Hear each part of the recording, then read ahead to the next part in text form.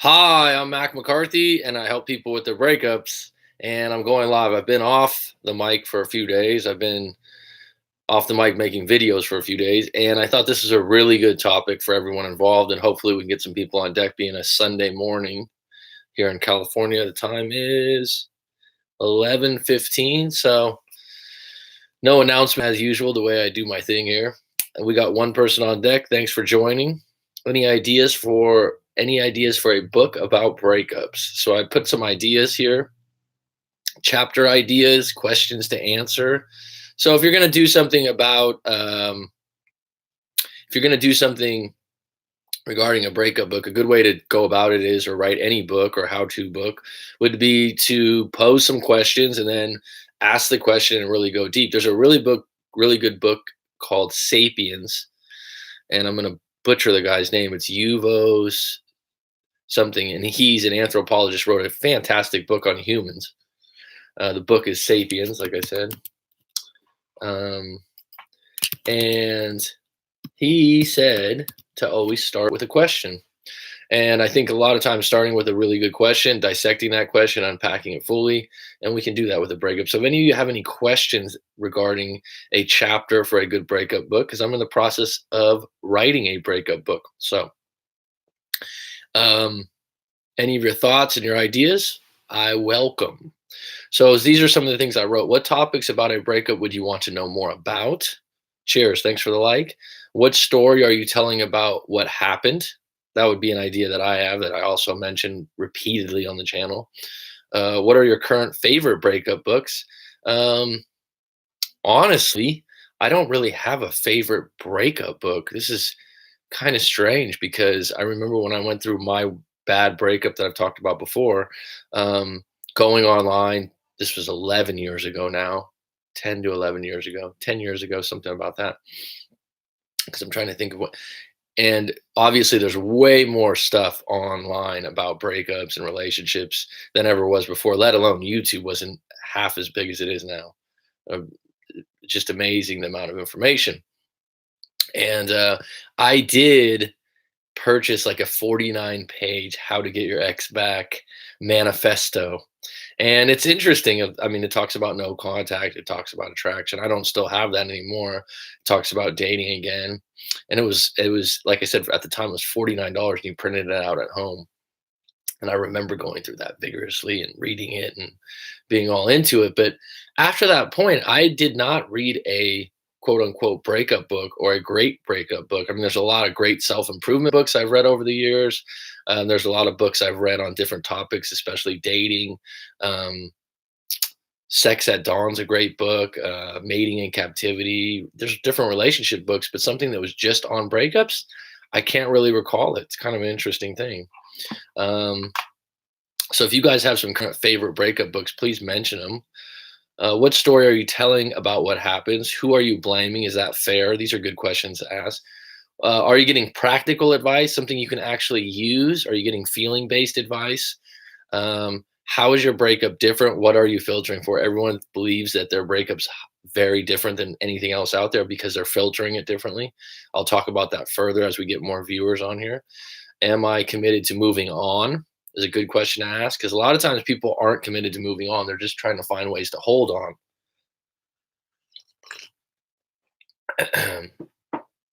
Your ego versus the breakup. I think that would be a good chapter. All right, Coach Max, what up?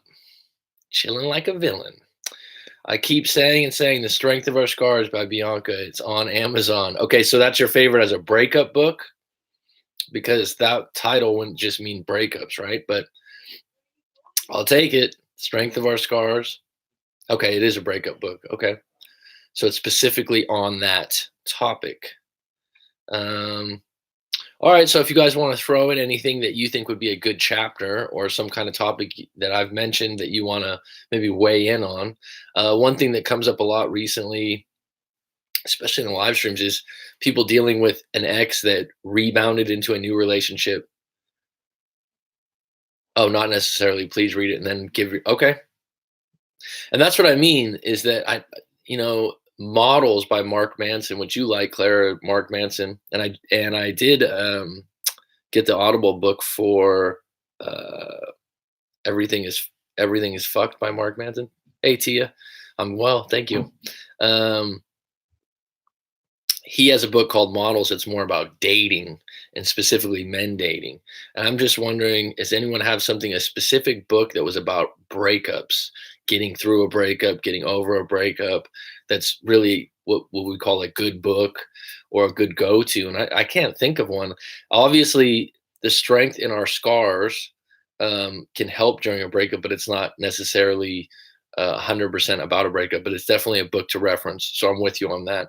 I mean, a book that to reference would be, like I said, Man's Search for Meaning by Viktor Frankl, which is one of the all-time ones if you had any loss in your life or you can't figure out some things, but it has nothing to do necessarily with a breakup. A lot of times people discuss a breakup, but they don't go into detail. There's a lot of manifestos out there from people's websites and stuff like that. So, um, The Strength in Our Scars by Bianca. That Clara, I don't think that's on Audible. I've tried to check that because that's what I usually like to listen to my books. So, other topics we have here, your ego versus the breakup, which is huge. This comes up a lot when I'm doing coaching and talking to people. Not everyone, but there's some the people that have a pretty big ego, have a pretty good opinion of themselves, have a lot of self-confidence, which is good, have a lot of trouble when someone breaks up with them, and they tend to believe like, how could they ever do better than me? How would they ever leave me? Or it basically pops the balloon of who they believe they are because they put a lot into that relationship, and who they were with that person has evaporated. The most effective methods to move forward: change habits, change environment, change jobs. So, if you guys have any effective methods to move forward that have really helped you, I know that Jessica had said before in the live stream that just being busy, busy, busy, um, and dating after a breakup, that could be a whole book in itself, right? Because there's a lot of books on dating, but it's not necessarily after a breakup, right? Which is different. Had set a reminder to stop watching vids since it was 4 months yesterday. Started Rollo's second book, then Models next, then Rollo's third. So he's talking about Rollo Tomasi, who wrote The Rational Male. What do you mean? Had set a reminder to stop watching. Welcome, Mayo, by the way. Good to have you, bud. And congratulations on the Raptors. We won't go into basketball too deep, but I see you. We're going to have a good finals, my friend. Had a set reminder to stop watching vids since it was 4 months yesterday. Watching vids about what? Can you clarify? Started Rollo's second book. Is that Practical Medicine? Something like that? Then Models is next. Models by Mark Manson is about men dating with honesty. It's a pretty good book. It's very practical. He talks about some breakups, but he talks about dating more or less. Excuse me. Been reading a lot of ancient Stoic philosophy lately. Think you might enjoy it, Coach. I know you said you like the word Stoic. I do like the word Stoic. It's one of my favorites. And I've told people sometimes, I'm like, you're a Stoic, man. And people a lot of times, what does that mean? No pain, no pleasure. That's the definition in the dictionary: to show no pain, to show no pleasure, to be as even keel as you can be, take things as it comes. Yeah.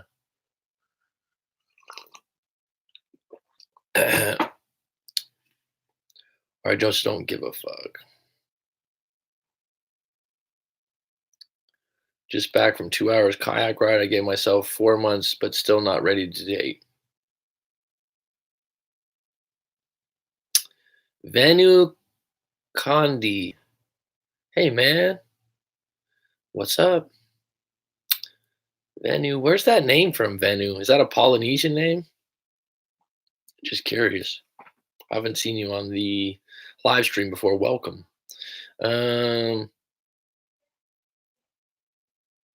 I gave myself 4 months, but still not ready to date. If you're not ready to date, that's fine. Like I tell people, go on bad dates. Go, get yourself out there. If someone's interested and you're not really interested, you really, there's no time on this kind of stuff.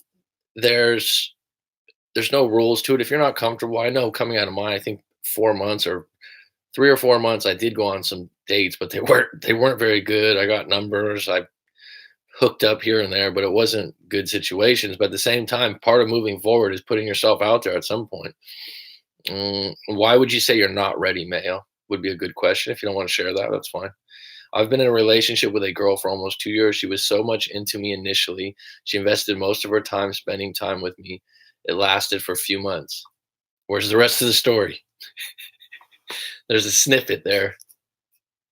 I didn't catch everything that's important about that whole thing. So, do you have a question involved in that venue, or did that end up being a breakup? Would be the next question. So, getting back to these things, if anyone has any ideas or big questions for a breakup book, please share. Clara, thanks for being on topic and suggesting a couple different books. I have a question. Shoot.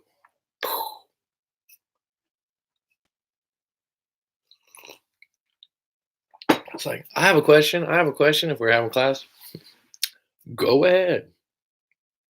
Okay, we got 10 on deck here, people. If you guys have something that you would think would be an ideal topic for a good breakup book that you haven't read or come across being touched on or being recommended in some way, or you're having a lot of trouble with, then uh, please mention it.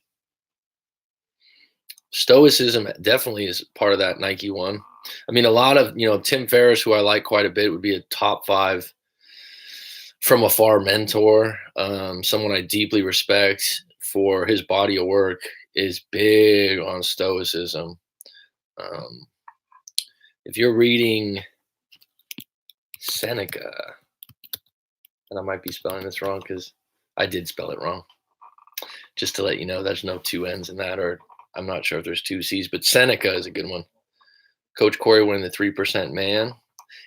Would you consider that a breakup book, Clara? Or is that more about dating? I've read the book. I've actually read that. I didn't listen to it on an audiobook. I have detailed notes and I did a video on it. I don't know if that would be considered a breakup book or okay. Because he's dating, and it wouldn't be definitely, would you, and it's more for men, right? Or do you think it's both? I know you've mentioned before his advice is generally for men. I've met a guy I recently like and connect with, but I'm finding myself not moving forward because I'm scared of feeling that way again and getting hurt. Well, that's natural. Anything that's unfamiliar or uncertain, we all take baby steps in or dip our toe in the pool, as they say. But Monica, what do you have to lose? If you're stagnant right now, and you're sitting here wondering, what do you have to lose? Wouldn't you rather have clarity and knowing he either likes you and it's gonna work out, or he doesn't, or maybe you guys have a chance? What do you have to lose would be my question. Clara, did you like the 3% Man by Corey Wayne, just out of curiosity? Because you read quite a bit. I invested all my time in her. She told yesterday, I can only spend time with you when I have time. All right. I invested all my time in her. She told yesterday, I can only spend time with you when I have time. That seems reasonable. I wasted 1 year of my time last week. I dumped her and moved on. She wants me back. She disrespected my time and myself. See, this is a classic case venue, where I don't really have enough details to give you a tailored answer. It would be highly general in my response. And what must you do is a strong language. I wouldn't want to tell you directly what to do because she disrespected my time and myself. What do you want from her? What do you want from this breakup? Do you want to? It sounds to me, if I was guessing, because I don't have enough information, that you last week I dumped her and moved on. That you want to send a message to her that she's not giving you enough time. A good idea to focus on for a book would be not to focus on what we can't control and the attachments we create to an outcome, not the person. I like that Nike one. I like that. Well put. I agree. A good idea to focus on would be not to focus on what we can't control. Yeah, where's your power? And the attachments we create to an outcome, not to the person. Yes, that's absolutely true. Because in the end, we only control our own actions. She disrespected my time and myself. And has she done that in the past, Venue? Has that been a pattern? Susan Winters has a book. Forgot the title. It's on Amazon. So the book's good. This is one of the reasons I can't get with Corey Wayne. He's just too focused on the men audience. I think you told me that before. That's why I asked. Um, been reading Seneca, Marcus Aurelius, Epictetus. I have his book and I still can't say his name correct. That's one of those books I bought, and then I bought it at a used bookstore and I didn't read it all the way, so I can't claim to have read it. Do you have any books like that? I bought a bunch of books from a used bookstore and didn't get into it. Um, but one thing about Seneca that's really cool is that he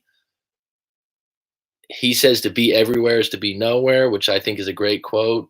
People get in these general topics or they try to wear too many hats.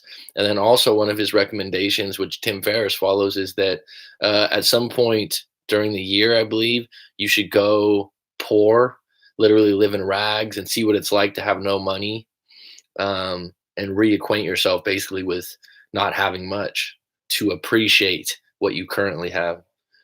You might want to touch on that Nike one. You probably already read about that, but I think that's really interesting because you don't know what you have till it's gone. And I'm not just talking about breakups, right?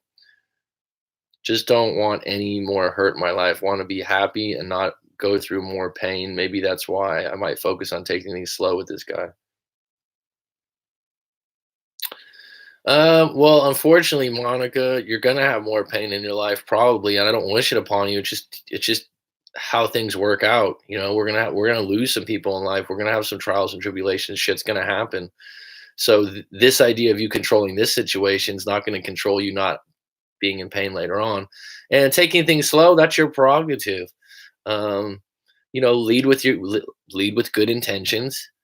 Be honest. Go out with this guy, and if it doesn't work out, like I said, I mean, what do you have to lose? You don't put all your eggs in one basket. And if you meet someone else along the way while you're casually dating, you're more than okay with seeing someone else along the way. Don't put so much pressure on it. Go out, have a good time, and connect. Have a good conversation. I know, when I've had first dates or going out, just have a good conversation. And even if someone brings up something you're not that interested in and you can talk about it, and then at the end of the night you can go home and go, yeah, I'm not really interested in that person. But let's put it this way: when you have interest in a person in the beginning, a lot of times it's attraction, a lot of times it's a small sample size of who they really are and who you'll know them to be over time. Think about that. Think about if you've been with someone. Well, shit, Nike one. I think you were with someone for like 17 years off and on. Not off and on, but you had a couple in betweens. I mean, I was with someone 5 years, but we were really together almost 7 years if I put it together. And think about the changes in that person over those time periods. Um, so whenever you first meet someone, that first initial person you're attracted to, you need to get to know who they are and what they're all about, and that takes time, anyways. So, man, a good topic would be taking responsibility for your part in the breakup to avoid the blame game at the very beginning of the breakup. Owning it, absolutely agree. I think that's paramount, and I think that's part of when I tell people to write out their story, whether you're going to send it to me or keep it for yourself or share it with someone else, is really writing it out, and then you can kind of look at like, wait a minute, this is where my responsibility lied in the situation. This is where I had no control, and this is what I'm accountable for. I would add accountability to that, Mayo. I think you'd agree. They kind of are, accountability and responsibility go together, right? They're congruent. And if there's something in that breakup that you feel like wasn't fair, they said something about you that you didn't resonate with you, and you're going to use it as fuel moving forward, well, then take responsibility for the fact that you're not going to accept that label too. Labels would be one that would be good, because sometimes people throw a label on you at the end of the relationship. You're a liar, you're lazy, you're this. And if you carry that label in and you're like, oh yeah, that's so true about me, because people say some shitty things when they break up. I mean, I've had people say like, "Oh yeah, at the very end, we were going out for a year, and she told me how bad a kisser I was, and now when I go on new dates, I'm always thinking about it." I'm like, "Did anyone else tell you that before? Do you think it's true? A bad kiss takes two people, right?" Clever. Susan Winters has "Getting Over Breakup." Do you remember the title? Okay, I want a message to her that I do have enough power to move on and become a better man by myself. Okay, what's your intentions in that venue? That she talks with other guys all the time, but not with me. Which I had no other options but to dump before she, okay, well, if your technique was to dump her before she dumped you, I mean, what are you trying to get out of that? Are you trying to turn the tables to show her that you care less? Are you trying to get her attention to do what you want? Tyler Rose, Pete Rose's little cousin, on deck. Hope you're still doing well, my friend. In Idaho right now, I think. I got a few of those types. I had no other options but to dump before she dumps my ass. Well, it's better to dump than to be dumped, I suppose, but I don't know if you win in that whole thing if you're not clear on why you're dumping her and what your intentions are. What would be the ideal situation to come from this dumping venue? What would be ideal? Her coming back to you saying that she's sorry? What would be ideal? You miss every shot you don't take, MJ. Absolutely true. What, like, let's think about this. I've read this before and I don't think it was it might have been Rollo. Regret versus rejection. What's worse? What carries more weight? I don't know. There's some people that really handle rejection quite easily. They're highly confident, or they can just keep moving. A lot of people that have sales experience. I've talked to guys before that have lost confidence approaching women or talking to women. And I said, well, if you had a sales job or something like that in the past, no, I never have done anything like that. You just get used to people saying, no, I'm not interested. It doesn't even bother you that much. I'll elaborate on that in a minute. I got to catch up on one. Been sleeping on the floor, not my bed, and haven't taken nothing but cold showers for about 6 months. Living uncomfortable for a little changes your perception of things. Really? You went all in on that, Seneca, huh? Nike one? You know what I'm talking about then. Fucking interesting, dude. Well, you know what? When I moved away and I traveled a bit, I've stayed in some shabby places, and that puts things in perspective for sure. Moving and traveling and staying in really cheap places and stuff. Yeah, if I stay somewhere, I'm totally fine with wherever I'm at, generally speaking, as long as there's running water and a toilet. But before that, I'd be like, oh, this isn't very nice. I see you're using my word a lot lately, coach. Congruent. I wasn't aware you owned that word. I've used that word before. I've done these live streams though, and I like the word a lot. So we'll share the word. I love that word though. Joseph Rodriguez, who I like his book reviews quite a bit. He's been on the live stream once or twice, I think. He uses that a lot in his book reviews, and I really like that word. It's a good word. That'd be on my top 10 list with Stoic. I think there is a different dynamic to every person. What another sees as a negative, another might see as positive. I think overall we are too hard on ourselves. Absolutely, Monica. I think there is a different dynamic to every person. Actually, I call it a filter because that's kind of easy to understand. And we filter things through our past experiences. And we basically try to predict what's coming next, especially as we get older, because we've seen so many things happen, right? It's a classic case. I used to work with a girl, probably mentioned this. I think she was 20. She didn't drive. Okay, in California, most people drive a car, probably 80 or 90%. I don't know, maybe that's changed. But she got in a car accident when she was 13, never wanted to drive again, never wanted to be behind the wheel. If someone drove her, she had her seatbelt in and she thought, that was going to happen again, and she was prepared for it. This is what happens with most things. That's why having a bad breakup and you having an unresolved or having some kind of story in your head that's not serving you moving forward is dangerous. What another sees as a negative, another might see as a positive. Absolutely correct. I think overall we are too hard on ourselves. I think a lot of people are hard on themselves. Some people aren't hard on themselves enough. But you saying, I think overall we are too hard on yourselves, is you saying that you're hard on yourself.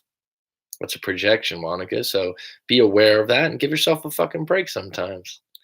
Hello, coach. I can't understand how my ex-girl is still not contacting me after 5 months. Any thoughts? Well, it could be a lot of different things. I don't know the whole story. I don't know her story. I don't know your story. You might have sent your story in, but I don't have it on deck in my head. You might have used another name. But in order for me to completely unpack that, probably a live coaching session. We could go through it. We can go through the story, and I could maybe shed some light on that. But there's no time on no contact. There's no like, oh, they're going to contact you in 3 months or 6 months or 5 months. There's 1,000 different variables to that situation. She could be in a new relationship. She could be at a point where she's really happy where she's at. She could be at a point where she's enjoying single life, but she still misses you. She could be thinking, oh, I'm going to call him tomorrow. There could be so many different variables there. But here's the thing: where's your power moving forward?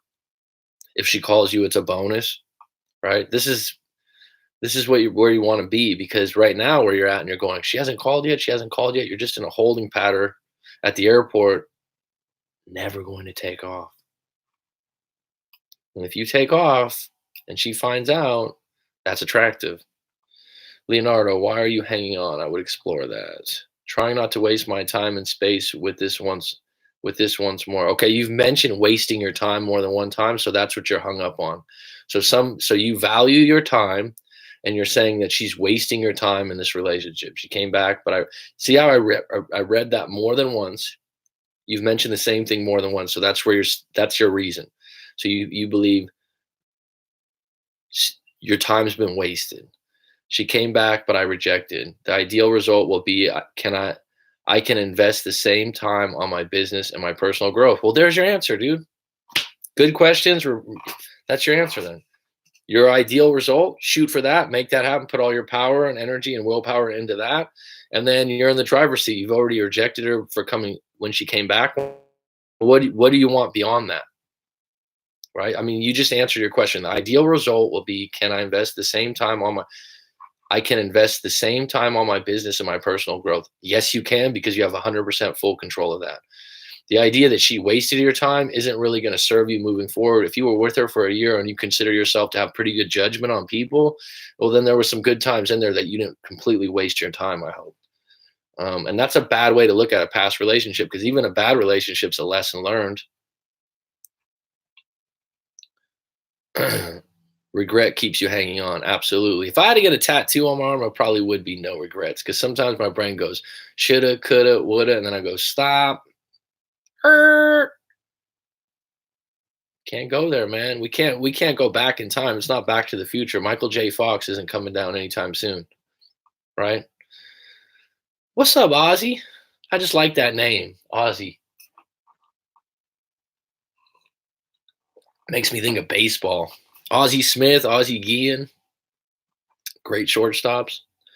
It's helped me moving on from my recent breakup. That's cool, man.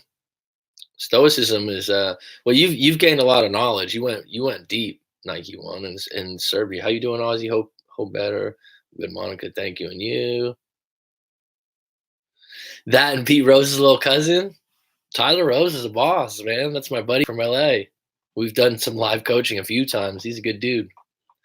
The topic today is breakup ideas for a good breakup book. So anything that you have that if you were going to suggest a topic or a way to go with a book about breakups, what would be a chapter that you think would be important? Only took me 10 months. Okay. Thanks, Monica. You have the power always. Hey, coach. Olivia Joseph, you're looking for ideas for a book you're going to write? Yeah, sure. I'm working on a book right now. I have all these different ideas. I have notes scribbled all over. I have notes in my phone. Like I get an idea and I'm like, all right, and I'm putting it together now. And a lot of the stuff that has been mentioned has reconfirmed, reinforced some of the things I've thought about already. But if you guys have any suggestions out there, I'm open. Maybe there's something I'm not looking at, or something that's really blaring where you're like, wow, this is something I haven't seen in a book yet. So how to heal and how to identify red flags would be a good topic. Okay. I think overall, keeping the focus on yourself, not worrying about what your ex is doing, thinking, focus on self improvement and how you feel. Absolutely. I agree with that, Olivia. Which is difficult, right? Which is difficult for some people, especially in the beginning stages. So how can you put yourself in a position, Miss Olivia Joseph? Cool name. How can you put yourself in a position, or what are some tools or tactics that you could use that keeping focus on yourself out of a breakup? So I like your top, not worrying about what your ex is doing or thinking. What are some ways that we can do that beyond just staying busy? Is there a specific way, a specific thing that's worked for you? I know I've mentioned the things that worked for me many, many, many times. So people that have seen my channel or watched live streams might be getting sick of my um, ideas, analogies, anecdotes. Because sometimes I'm like, I know I've said this before, right? And I watch other people in YouTube videos. This other guy, he's a trainer for NLP, and he always repeats himself. And I'm watching him like, good lesson. I'm like, all right, I heard this already. So I'm sure everyone does that a little bit. So I'll comb back through these really quick. Comb back through these really ideas for a book about breakups, chapter ideas, questions to answer. So starting with a question, what topics about a breakup would you want to know more about? What are your current favorite breakup books? What story are you telling about what happened? I think that's really important to start with. Who are you blaming? Is that fair? So this hasn't come up, but a lot of times we're blaming someone and it might be yourself. Is that fair to blame yourself? Is that fair to blame the other person? Are you being accountable? Practical advice, stuff you can actually use. All right. A lot of times we get involved in a he said, she said. We get involved in a he's a jerk, she's a bitch. She did you wrong. I always thought she was this. I always thought she was that. That's feeling based. That's not really practical. Practical would be, hey, where are you at in life right now? Um, are you happy with your job? Okay, would it be out of the blue to say you might want to transfer jobs to another state or another country that you're excited about? That would be practical advice that might help you moving forward in a breakup. How is your breakup different? What are you filtering for?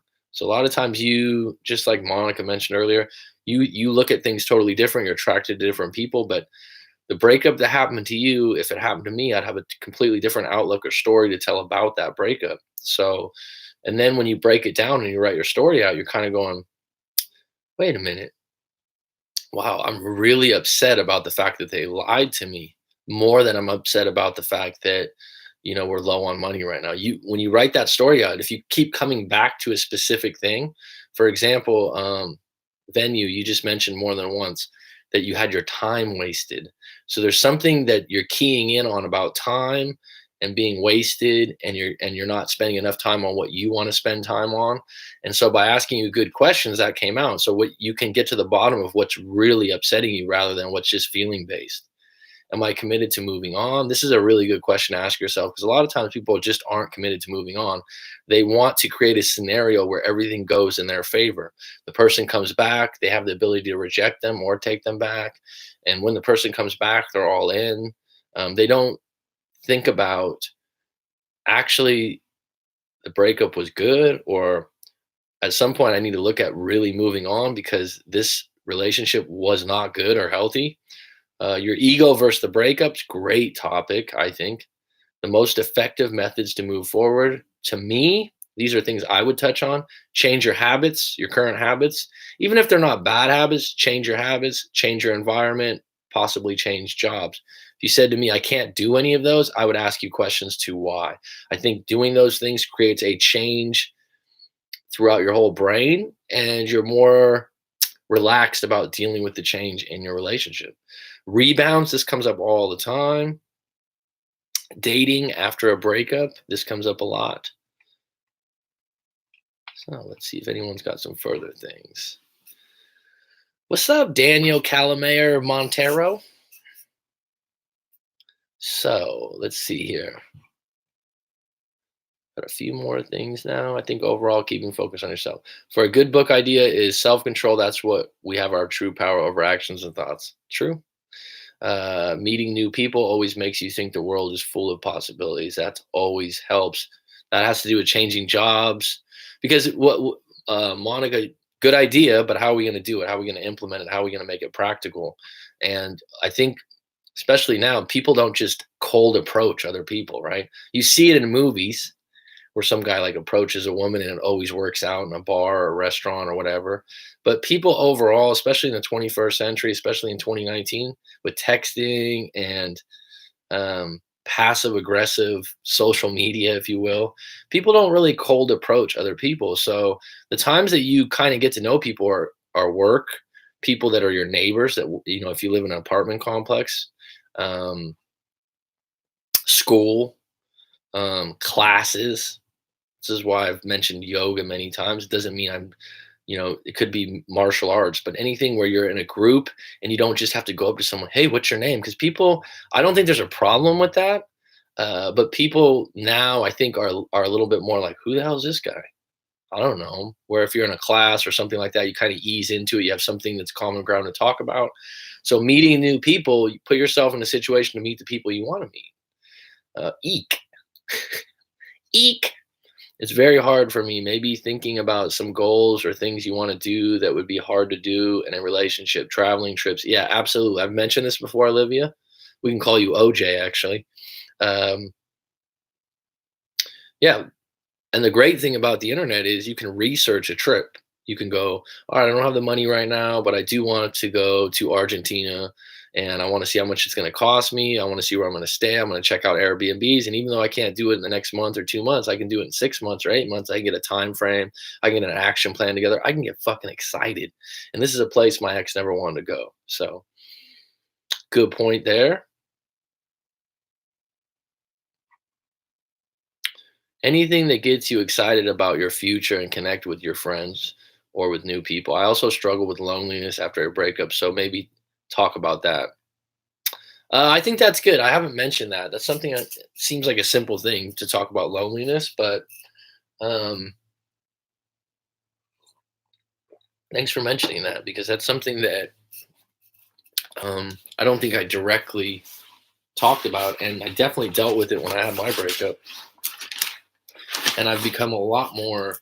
I'm gonna write this down, Miss Olivia Joseph. And everyone's like, loneliness? That's not even a loneliness after the breakup.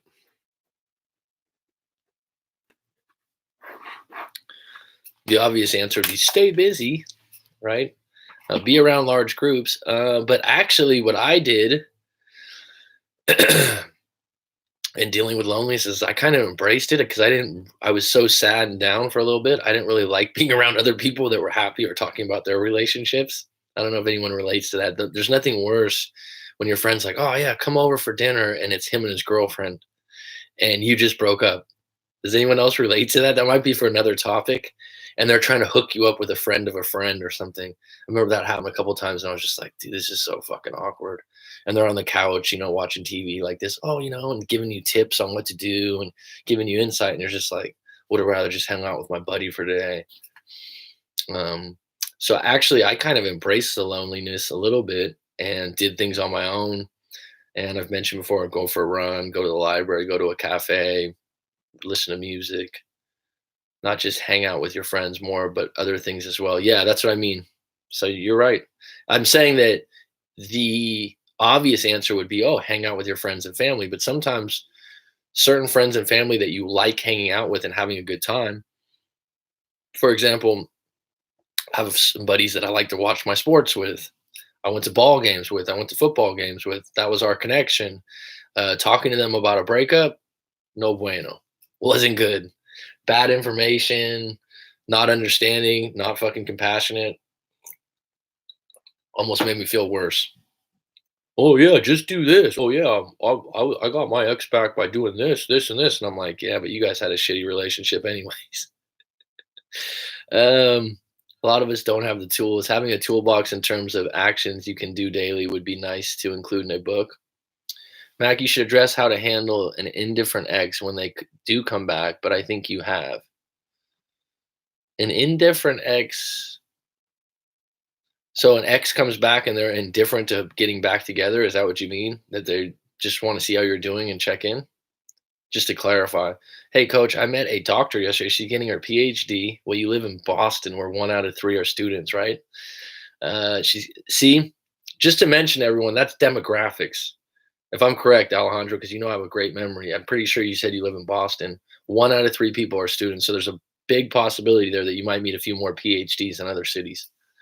She told me it took 8 years to get over her ex. The reason they broke up, 4 years. They met again, broke up 4 years ago. I think just getting back with an ex just doesn't work. Sorry, I'm hiking my grammar. My grammar's not good either.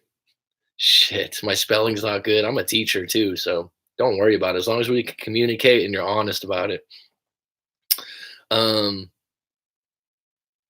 and usually when your grammar's bad and stuff, like, it just means you process fast, or that's the story I'm telling. Um, yeah, Boston, you got a good memory. I do have a good memory, and it helps in doing this. So like I said, Boston, I've been there before. It's full of students, right? So if you're in that age range in your 20s, it's probably good to find like-minded people, and find someone like that. But the idea that getting back with ex just doesn't work, I'm not sure that's true. I mean, that's a blanket general statement that this is one of those things. Like, if anyone does studies on this shit, I mean, what's true and what's not true? Um, there's people that get back together and it does work out. What's the percentages? I don't know.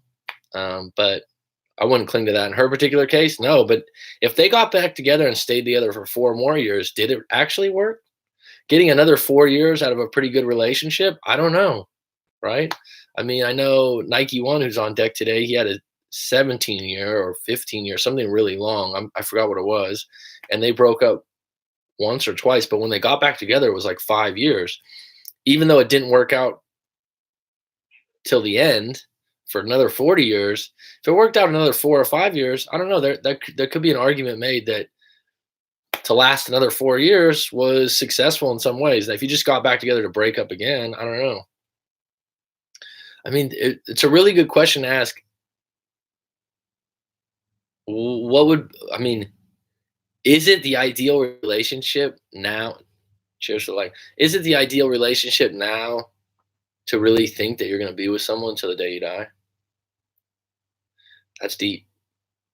I mean, if they averaged out every relationship in the world, it probably would be a year, 5 years. Definitely, the average one would not be 20, right? The average one would probably be 4 to 5. If I had to guess based on my own knowledge, I don't know what everyone else is out there, but that's probably the most common time frame for a long term.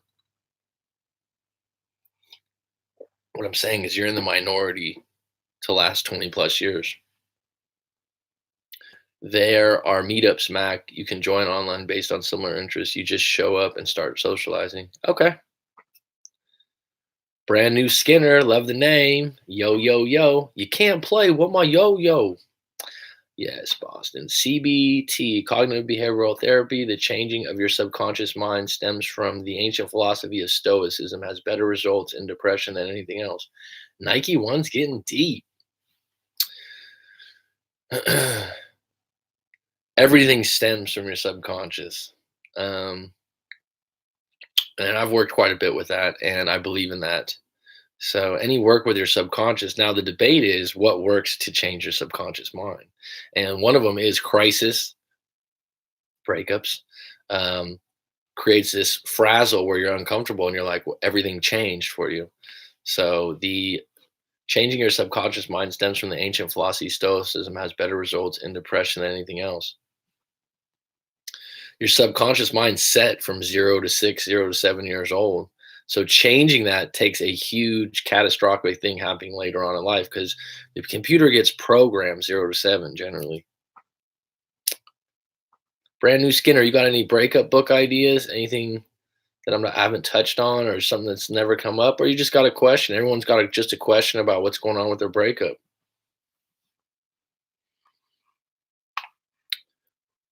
What and Alejandra, what happened with this PhD? She's getting her PhD. She told me it took 8 years to get over her ex. I mean, is that someone you're looking to hang out with? Oh wow, I'm way behind. Brand new Skinner. How'd you get that name?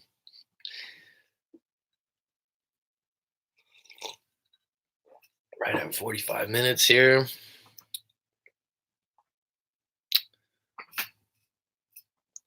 Do you do that, Monica? Do you join these meetups that have similar interests, just out of curiosity? And what are ones that that you mean, like someone that likes sports or these kinds of things? And these are meetups for people out of breakups.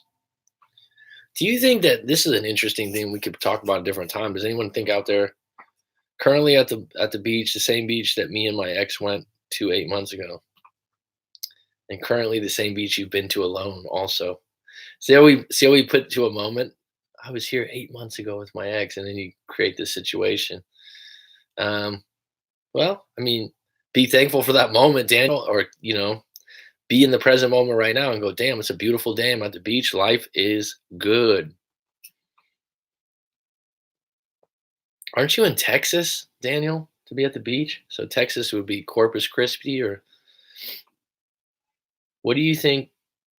Yes, I'm trying to create new memories. Good for you.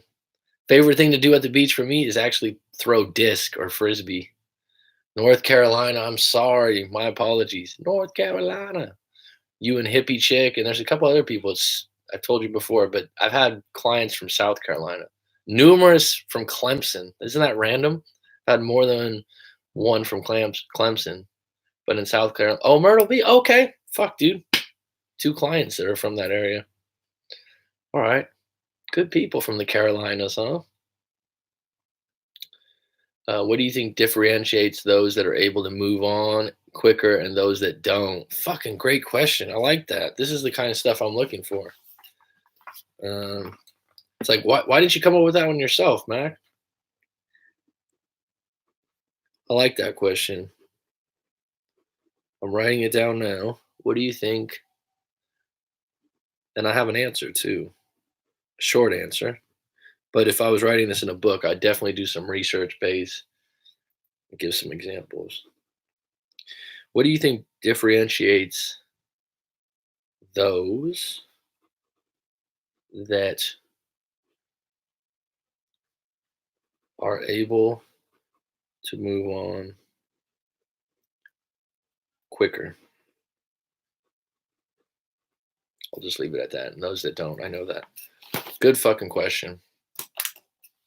And I remember when I was, again, I'm just fucking playing the same note. I remember my breakup too. But I remember talking to different people and they talked about their breakups, which is common because people like to relate. And some of my friends that were like, yeah. And one of them that stood out to me that I would probably include in the book, not to get too detailed, but he was a mentor of mine when I was in real estate. He was really, highly confident individual, highly successful, someone I respected, someone I liked to hang out with, and someone that gave fucking good advice, to be quite honest, and was very honest with himself. And he was in a marriage, and he seemed to be very happy. You never know what happens behind closed doors, but he had told me when I was going through my stuff that, I went through a breakup and she was drinking too much, and he's talking to me about it. And I was like, so what'd you do? And he's like, fuck, dude, the day we broke up, I went straight to Vegas. I was like, what? I was like, I could, it's like in my head, I'm like, he's like, I just said, fuck it, man. Well, this guy, he was a highly confident individual. He believed in himself, and he had a pretty good job. He was financially independent. I wouldn't say he's rich, but he's financially independent. He was very independent as a person, and he was one of those people. When he made decisions, he fucking made decisions, um, and he was happy with himself overall. Now, like he said, it hurt and it was hard, but those are the kind of individuals that move on quicker. The ones that are very happy with themselves, highly confident, and had a direct reason for breaking up and are very clear on it. For example, like for him, he was like, we were together for a while. She was cool. She was this. She just had a drinking problem. He couldn't get over it. And I think when the reason for breaking up, obviously, some people would say the dumper rather than the dumpy, which I don't even like to use that word because I think it's harsh sometimes.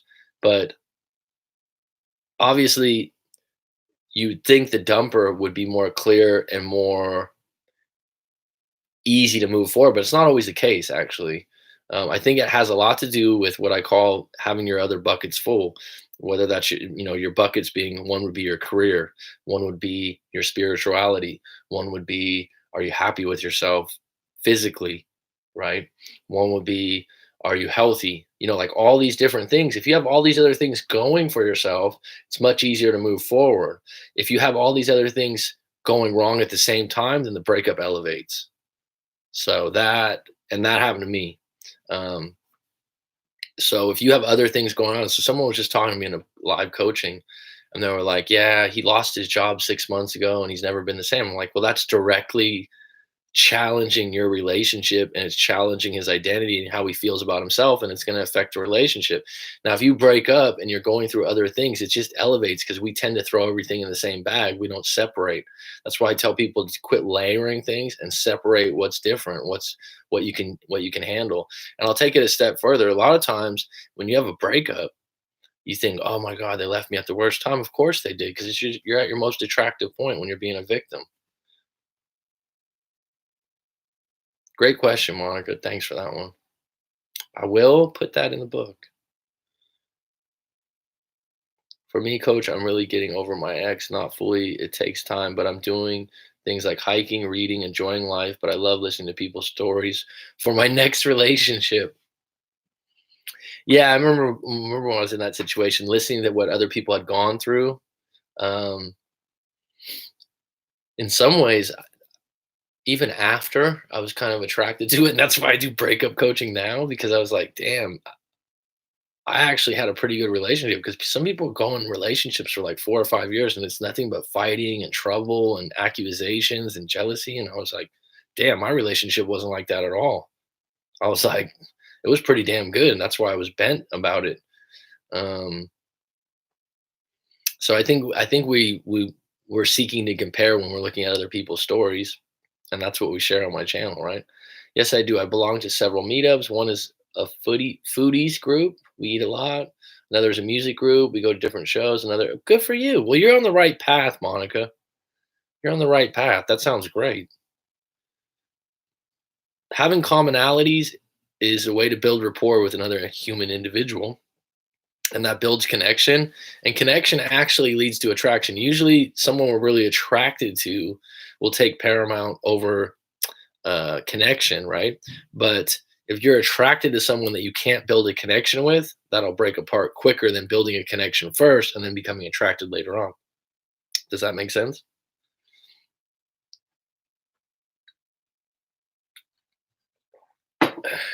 Brand new Skinner. I had my ex blocked. I saw that I had blocked a voicemail from about a month before, so I texted her that I saw she called, but if it wasn't important, she needed to respond. She just said, "Yeah, I'm sorry." She waited until her birthday a few days later to respond, and I just left it. All right. I mean, how do you feel about that? Are you okay? Are you moving forward? Brand new Skinner.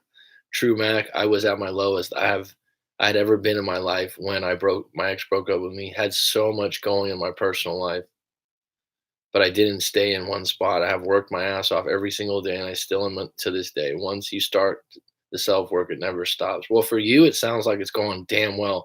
You're a young dude, and you got fucking your whole life ahead of you, and you got some fucking goals in place. I just saw this video yesterday, and here's the tagline: "The meaning of life." Dun dun dun dun dun. This video is going on and on about the meaning of life, and specifically, he was more or less talking about men, but this would apply to anyone. And Dr. Jordan Peterson, who everyone, well, not everyone, but he's very popular right now, and it was based on a lecture he was giving. And just to give away the meaning of life to him was taking responsibility. Um, and he goes, everyone wants rights and everyone wants to tell how they've been done wrong. He goes, screw that. Just take responsibility, pick a load, and take on that load. I thought that was good. I thought that was really good. If they have a choice about what the responsibility is going to be, then take it on. I'm working on my bucket, social and physical at the moment. Okay, so that's okay. So, for example, if physically you're not happy with yourself, work on it, but don't be obsessed. Right? There's some things we can't change, but there's other things we can. We certainly can feel better. Um, Social is another one. You got to put yourself out there. I told you, this one guy, I made him get a sales job, and it's helped him. He was like, "Oh my god, this helps so much." That's not because he was in a computer science degree or something like that. And I'm like, in order, you need to force yourself to. And he was working at a souvenir stand in New York City. And I'm like, just do it for 6 months to approach people. It's true. The breakup elevates when your other buckets are semi-empty. Absolutely, it shows when you're off kilter. Right. That's a really good topic. I'm gonna make a note of that. Buckets, and that's the term I've used for a while. You can use other terms. I've heard people say boxes, and it's funny. I was at a coffee shop. This was like 2 or 3 years ago. I just started chatting with this lady, and she was going into that. She had a son that was drug addict, and she was explaining all these different things. And she explained that she looked at things in a similar way. That we have these different boxes, we have these different parts of our life, and at any given moment they can all be going right, but there's something wrong, right? And that's people have asked me in live streams before, well, do you think you have this or you have that? I have problems too. You know what I mean? Like the buckets aren't always filled. That's for sure. That's the part of like I like using the term bucket because I don't know if that's something that's it's not going to be filled all the time. I was genuinely curious why she had called after so long, so I sent the text. No contact helped me able to keep my emotions in check, so I felt comfortable with whatever outcome. Exactly. Then you nailed it, brand new Skinner. If you can feel comfortable, back on deck. Welcome, matey. Um, if you can feel comfortable with whatever outcome, no expectations, then fuck it. You know what I mean? That's a good feeling. That's a good place to be in. You're like, oh, did you call? And then if she plays some kind of fucking cat paw game with you, or oh, it wasn't me, or I dialed the wrong number, you can go, okay, no problem. You can't go, oh, why, why did you call me after 5 months and go into all this deep shit and ask all these confusing questions and create drama? Just go, okay, you called, right? Done. That's a good place to be, man. Really good place to be.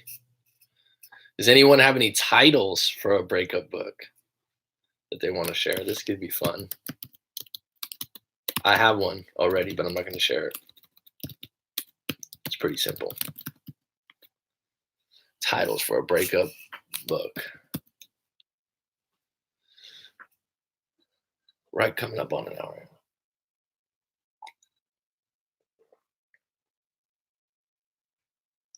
And worked in that frame. Me and my ex split for 5 years and got back for 7. I mean, so let me ask you this, Nike One, because you're pretty grounded. This is an interesting question to ask you as an individual because it's not wrong or right. This is the thing, dude. Um, one of the greatest lessons someone can learn is that most things are opinion based. By 80 to 90% are opinion based on your own personal values. Now, would you say that if you split up for 5 years and got back for 7, that getting back with your ex for those 7 years was a mistake? Or was a bad idea, or you wasted your time? Or would you say, wow, we had 7 good years together? They weren't all good, but in those 7 years, we had a pretty good, damn good relationship, and it played itself out.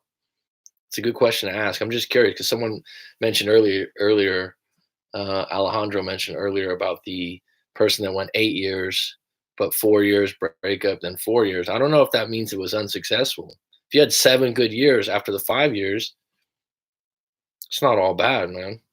I feel she waited until her birthday because I knew she never wanted me to go no contact and wanted to see if I'd take the bait. Probably. And you know her better than I do, so left on read because she didn't say anything I felt was necessary. Yeah, she was just throwing something out there because she doesn't want to be the one to contact you first, probably. And if you contacted her and she was passive aggressive, oh, I didn't mean to, or how have you been? She's not being direct. I've met people that have buckets too full and feel like I need to squeeze into their life.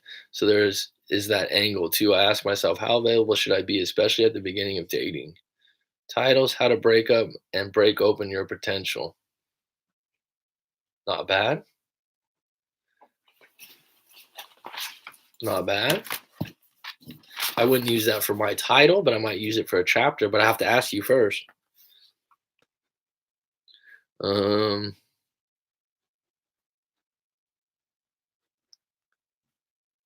But I want to go back to what you said, Monica, because that's an interesting point. Break open.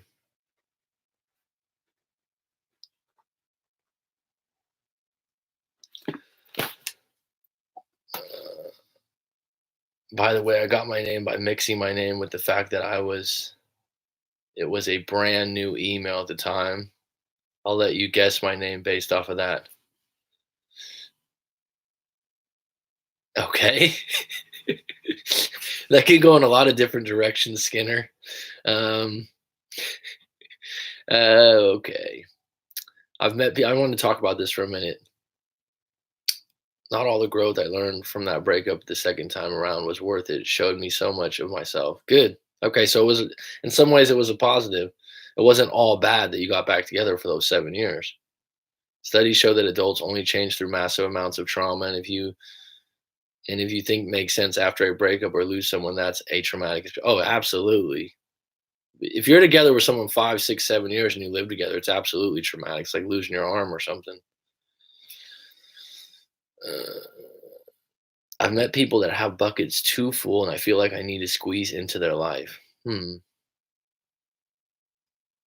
So there's is that angle too. That's an interesting way to put it. So would you say that the buckets that are too full compensate the buckets in your life that aren't very full? I mean, I could off the top of my head, I would think that people do this financially. If someone's rich, that would be a bucket because they're secure and financially well off. And you're not rich, you go, well, you can fill my bucket. That would be one right off the top of my head. Someone that's highly confident and happy with themselves, and you're not highly confident and happy with yourself, not you, but anyone out there. I could see how someone would be drawn to someone that's really confident when they're insecure. So yeah, that could be a statement that's absolutely true. I ask myself, how available should I be, especially at the beginning of dating? I don't stop overthinking it. How available should I be? I don't know on a scale of 1 to 10. I'll tell you this: go out, have a good time, build a connection, and have a good conversation, and be in the present moment. The idea that you're worried about how available you should be, that means that you're in the future based, which creates anxiety because you don't know what the future is going to bring. The the stress you have from looking back on life, what you did wrong or what someone did wrong to you, creates stress and depression. When you look forward and go, oh, how available should I be so that the future works out, creates anxiety. So if the best place to be, which is difficult because the brain travels forward and backwards, um, is to go, all right, I'm going to go out on this date and just have a good time tonight. And if it doesn't work out, it doesn't work out, and just leave it at that as a present moment thing. Not that I'm going to mess this up or this person's going to lead me on. Those are all things in your head that you're creating, and you're going to make them more and more true by manifesting them. Think back, what I'd say to Monica, think back to a really good first date you've had, or I'll play this game with you. I'm thinking about it now too. When the eyes go up in the head, that's when you know someone's really thinking. When someone goes, "Yeah, that's I'm trying to the Rolodex of my memories." When I think back to girlfriends and or longer relationships and first dates, they weren't always good. They weren't bad, but they were indifferent or they were neutral. It wasn't definitely something I was like, "Oh, I'm going to be with this person for 5 or 6 years," because in that moment I was completely kind of neutral, and I was in a place where like I can date someone else, have a good time. There was no pressure on it to be bigger than it was, because I was in a really good place. And the times that I haven't been in a good place, those dates had the weight of the world on them. All I could think about, wow, she eats that way, or wow, she said that, or this or that.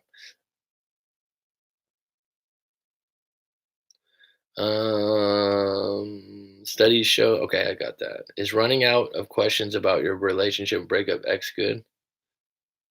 Yeah, it would be a good thing. You get to a point. I forgot I saw this in a video. When you have a problem in your life and you stop complaining and you stop worrying about it and you just go, I'm sick of this. And you get like people come to a term and they're just like, I'm fucking sick of this. I'm sick of feeling this way. I've asked all the questions. I've done all this. I've done all that. I'm going to get this done. I remember I went to junior college for like 3 or 4 years. I worked full time during that time. And I got to a point where I'm like, I'm halfway through college, because junior college, for anyone that doesn't know out there, Nike won, it was Mesa. Um, for anyone that doesn't know out there, you can get your 2 years of regular college in California done prior to, and you can drop classes and quite easily. And I got to a point where I'm like, fuck this, I'm getting this done. And the minute I did that, I got it done in about a year and a half, 2 years. I I loaded up all my classes and I made a fucking commitment. I'm like, I'm gonna get this fucking done. I'm gonna get this done. I've been fucking around for 3 years, but I didn't feel shitty because it wasn't like I was just hanging out on the beach. I was actually working. I had a lot of friends that their parents helped them out in college and different things like that, and I just was like, "You know what? Fuck. I spent enough time on this. I'm getting it done." And within that commitment and in that decision, and the same thing happened in my breakup. I was like, "You know what? I'm done. Whatever happens, I don't give a fuck. I'm still hurting, but I'm not looking forward to getting back together or seeing this individual again. I'm done. I'm done." And that's a really good place to be in because all of a sudden you get into a commitment, you get tunnel vision, you start moving forward. And right now, Daniel, when you stop asking so much questions, you have like little darts, little darts, little darts, like little things, and it gets less and less and less. The only way you're going to bring yourself back to ground zero, Daniel, is to contact her and have a negative thing. Um, yes, Mac, I'm an overthinker. I've been an overthinker in the past too. How did you know? I need more yoga. I've started Pilates.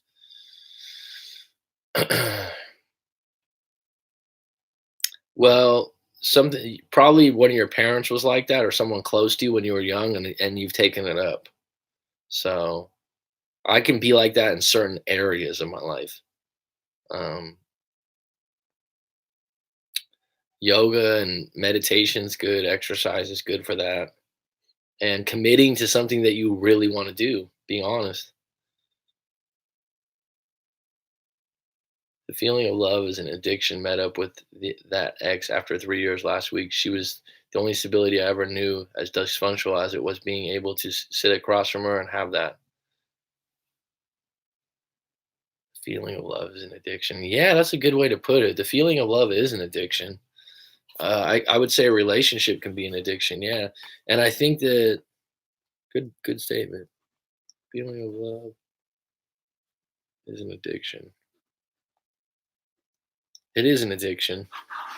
That's why it's so hard to kick, right? And feeling the indifference was like alcoholic being okay without that anymore for me was like you say clarity. Bury me with a pocket full of clarity.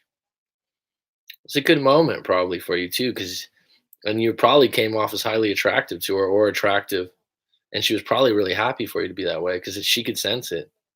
Gives off the same neurological effects as drugs according to science. Clarity does? Look at this guy, man. Little sci we gotta get ourselves a little radio show over in, San Diego. Sometimes I'm yeah, that's a good word, liberating. That's a really good word, liberating. And the fact that you took the meeting, because at first you were like, "I'm not even gonna take it." I love to live in San Diego. I've thought about moving back. Um, and I could run a podcast for sure, and you could be on deck too. Um, but yeah, having that moment that you thought probably wasn't possible during your breakup would feel really good. And I'm happy that you took the meeting and put yourself on the spot like that. Because like I said, otherwise you would have been thinking, excuse me. Otherwise, 3, 4, or 5 months down the road, oh, maybe I should have met her. And it would have been an open loop that you never closed. Now that you met her, you know how you feel when you were in her presence, and you can feel like, all right, I stepped up to that. I'm good. Coach, one of the reasons I'm getting over my ex was you have a video in which you tell us your story about your breakup and ask for it. People love that video.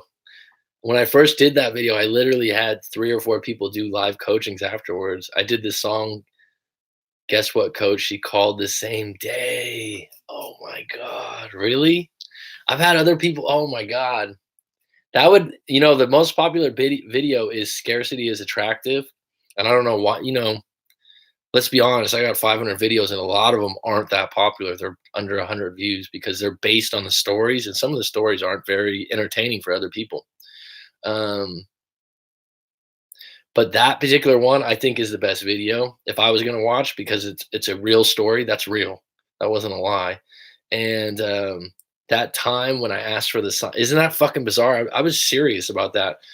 Maybe some of you've seen that before. Most of the people, yeah, like I said, there was like 3 people after that video that they were like, "Wow, um, great fucking story," because it's true.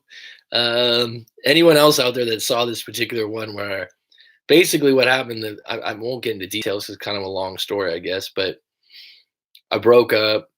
I had a moment, and I was in the car and I was driving back home from a cruise. I went on a cruise with my sister, and I was feeling sad that my ex didn't go with me, and da da da da. And I heard a song that sparked my ex, and I just blurted out, "Give me a sign, give me a sign." And within 24 hours, I had a sign, and it was finding my ex's email. Isn't that a great story, though, Alejandro? That's crazy. So you said you tell your story about your breakup and ask for a sign. I did this song.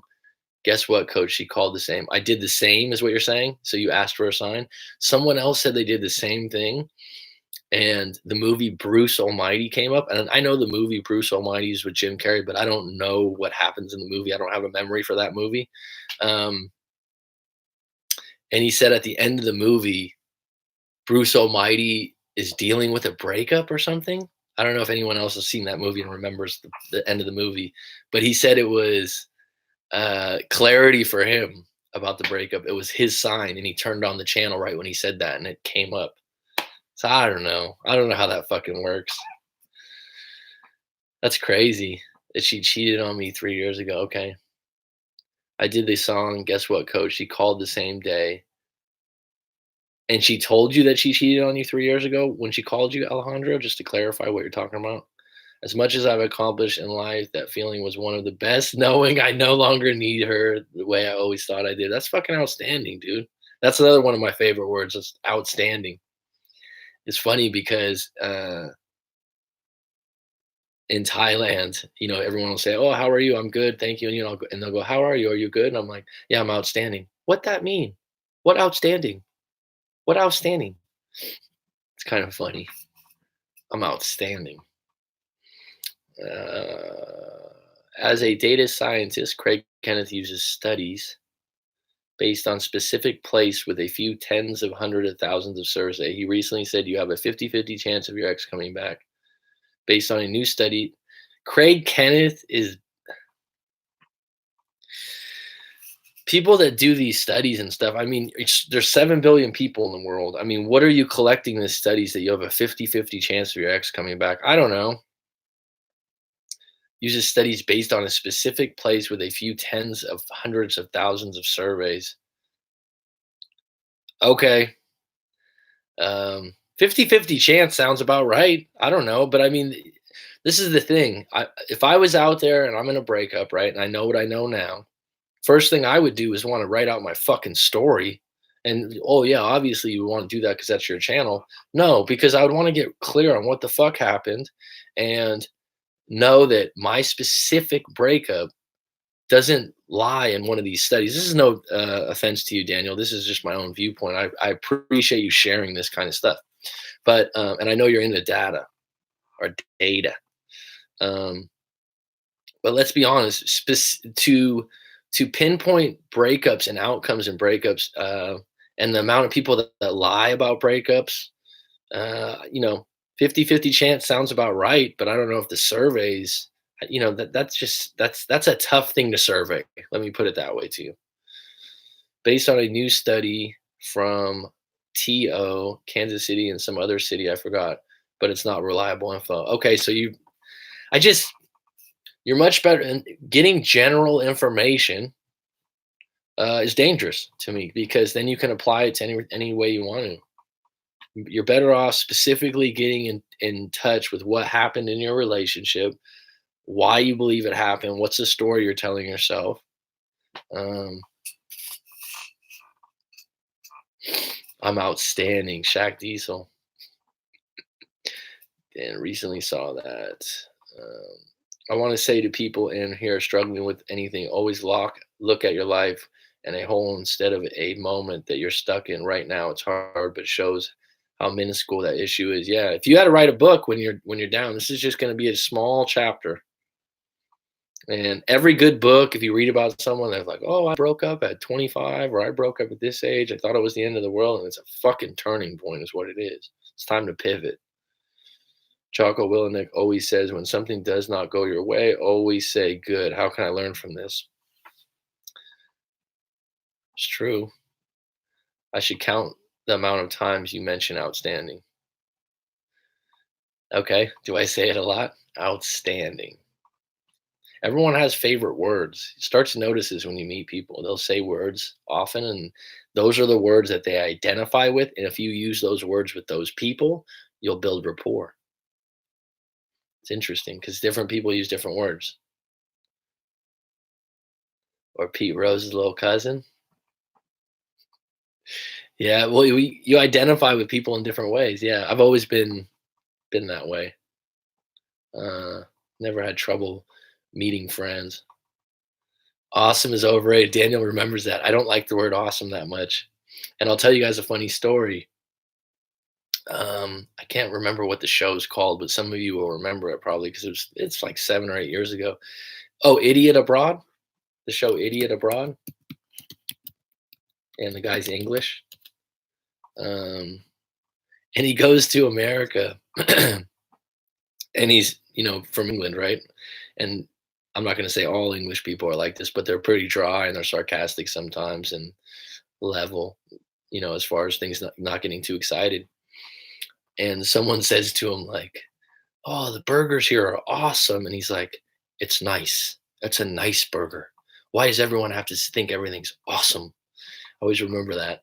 But awesome for some reason, it reminds me of the Ninja Turtles, and I don't know. People just use it all the time. But there's nothing wrong with the word. I associate it with something that is kid-like, I guess is what it is. Um, and that's what I'm filtering for. But if someone says awesome, I'm like, why the fuck did you say that? Can I drop a link in here to a video coach? Yeah, sure. Other people have. Somebody's that guy Headworks put his music on a few different times. Thanks for asking. That was kind of you. Polite. If it's helpful and useful for people out there, that'd be great. We got 14 on deck here. I wonder how this works when it shows me there's 14 people. That means there's 14 people listening live or 14 people that can make a comment. 15.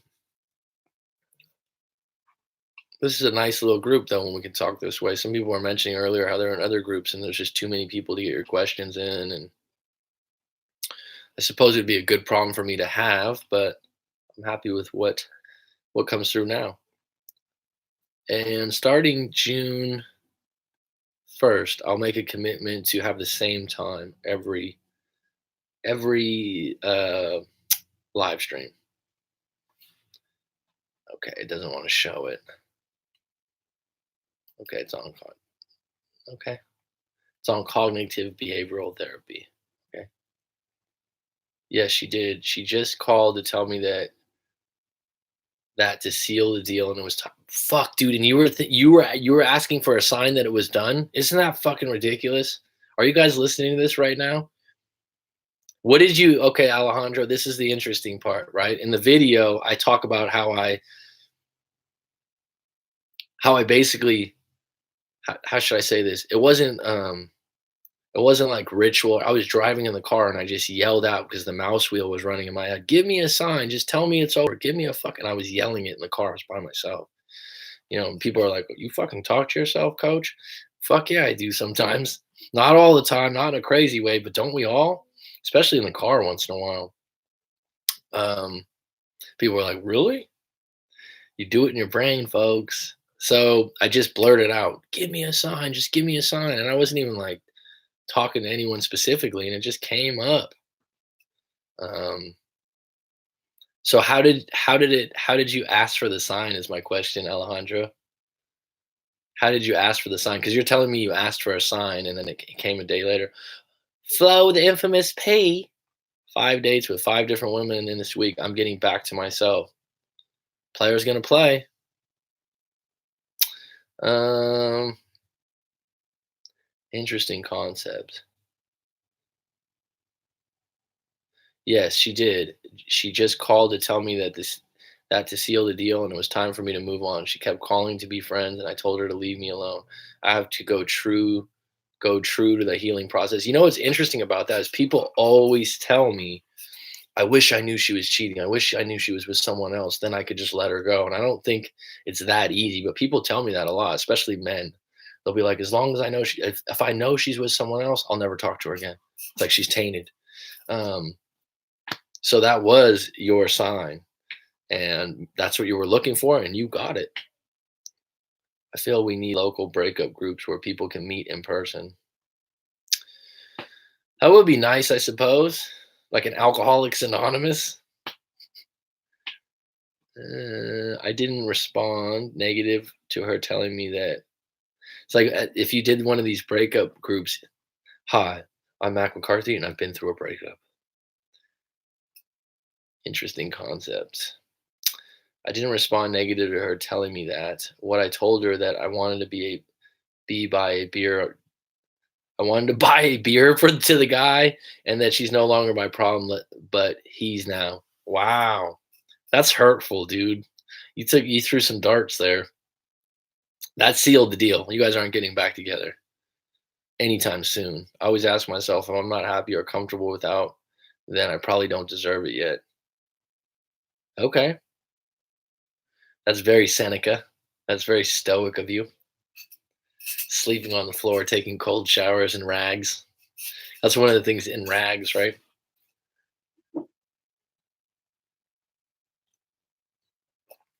It's like a lot of people that I've come across in my life that are highly successful, and I'm gonna say financially. A lot of them didn't have a lot of money growing up.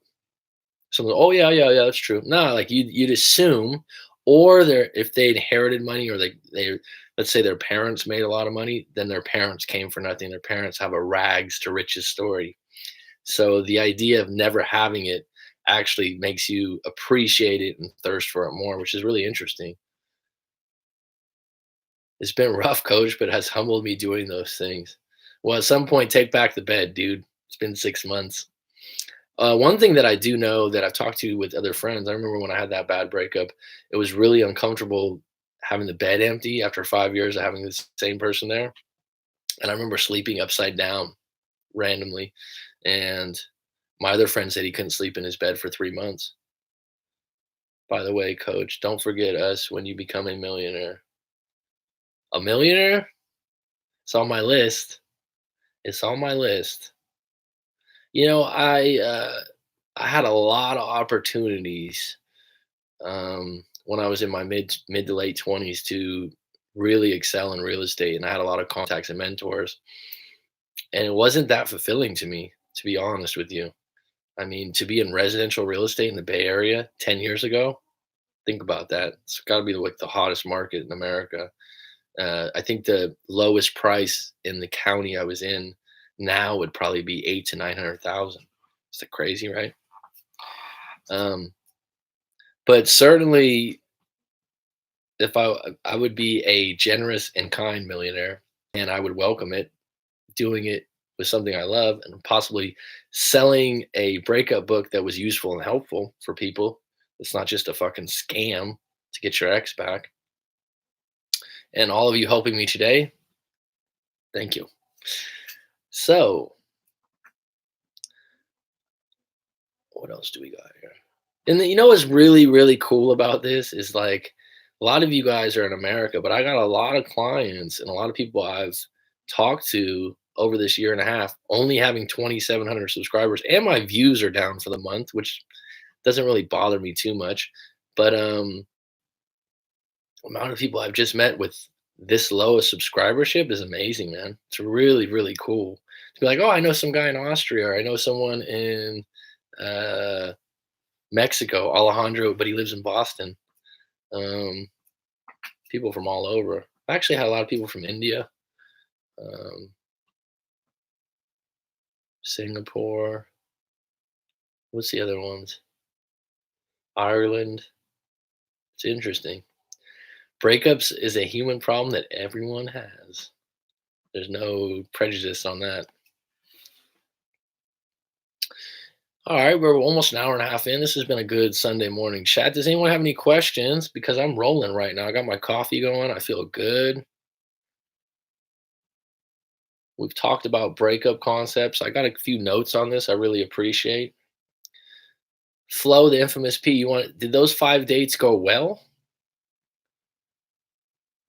Tebow, I'm from Northern Ireland and have been listening to your stuff for a while. Thanks, bud. You said bud, so you know me. I don't even realize I say the word bud, but I know people in Northern Ireland don't say bud, right? All right there, lad. Is that wrong? Would you call your friends lad or would you call your friends mate in Northern Ireland, Tebow?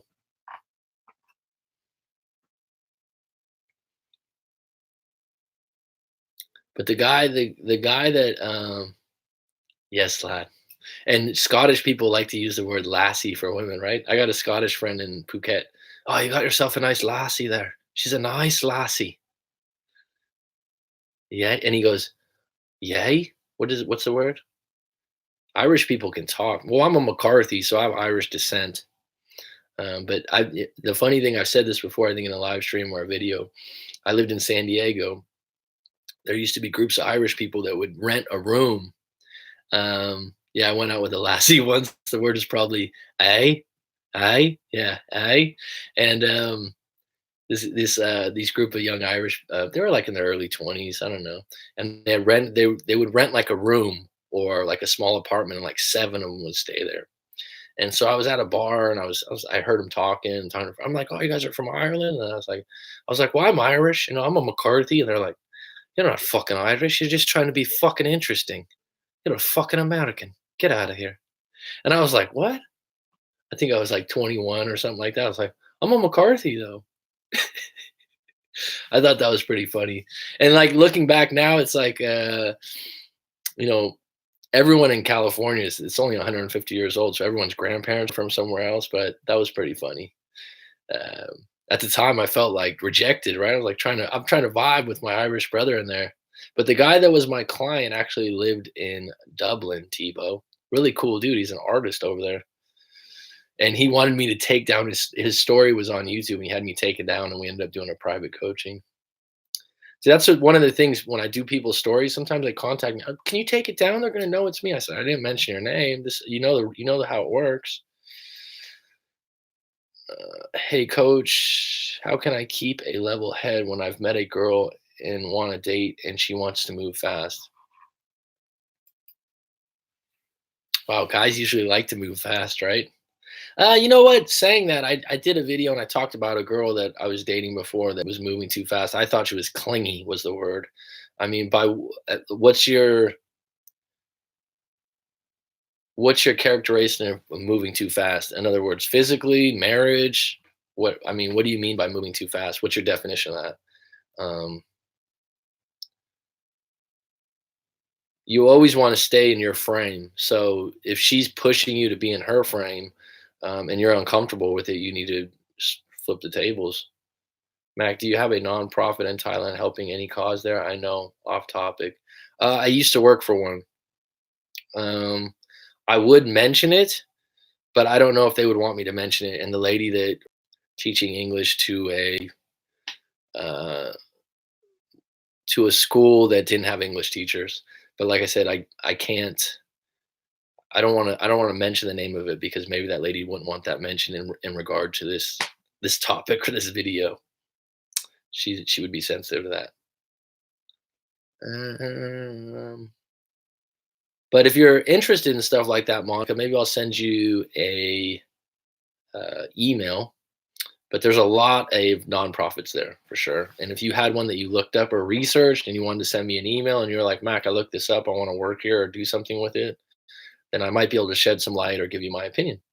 Yeah, I went out with a lassie once. The word is probably Scottish people can fucking talk, dude. Huh? I remember the first time I met someone that was a real person from Scotland because I had a Scottish neighbor in America, right? Nice guy. And met this other guy one time when I was living in Thailand. I was like, the rhythm that this guy was talking with and the speed. I talk fast. I was like, where are you from? I was from Scotland. From Scotland. Wow, you could walk into a room and just light it up. Irish people are the same way. Fucking fantastic speakers. Great storytellers. Ozzy, just hang with her and be busy with other options. Well, there you go. I mean, um, and don't fold to if you're uncomfortable with something, you need to draw back. If you're feeling like you're being pushed in one direction, I know that I've been in that situation before, and like, it's not for me.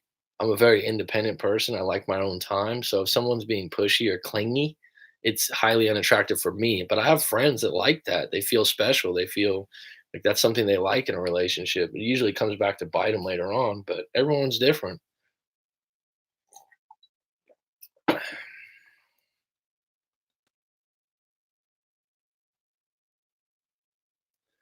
I'm the one that losing the frame. I have to keep it level, but she is in my frame, but she wants a baby and I like her. Aren't you? Well, I mean, that's your that fuck man, you have a kid. I remember you telling me that was one of your greatest moments in life behind the military, right? I have a good memory, dude. And if you don't want to have a kid, you got to be upfront with her because I think you told me you were in your 50s before, which isn't a problem, but it's something to think twice about. Um, you certainly don't want to go, yeah, I really like you, so I will have a baby, right? That would be thinking with your weenus. Um, I hate it when you're so right. I mean, that's a big fucking sacrifice, dude. What's interesting about that, Ozzy, is I was just talking to a close friend of mine, and we have some mutual friends. Um, and they were talking about this relationship because she kind of has the inside track. I'm going to be vague on this, but she has the inside track, and she said once this woman got a baby, she completely changed the relationship. And I've heard that from other men. I haven't dealt with that direct, so I don't know. I'm not speaking from experience, but so you have experience on this. It will change the relationship. What do you think she wants the baby for? Some if we're going to go through human behavior, a lot of times it's a woman's goal, but she obviously believes that you could take care of the kid, that you're financially okay. That's a big responsibility for you to take on. That, dude. Be honest with yourself. And because I think you had said before that you were dating someone in their 20s or multiple women in their 20s and you're in your early 50s. And that's a situation that comes up, right? Because someone in their early 20s does want to have kids. And do you? None were bad, but none were amazing. But none, now I'm able to see women as they are, not as she's not my ex. That's fucking cool, Flo, because the infamous P. That's a good place to be in. That you're not comparing them, that they're not better than them, because they're just different. Coach, good show. Thanks again. Appreciate this platform. Well wishes, brother. Catch you on the next one. Sweet. We'll have to think about that. Getting a podcast. I like kids. I've turned down other women on this issue in marriage, and yes, you're responsible for. You know who you are, man. And you certainly aren't going to make this decision now. You still need to date a while longer. But if she's bringing this up off the jump, it's probably not going away, right? And I certainly would be careful. If you know what I mean.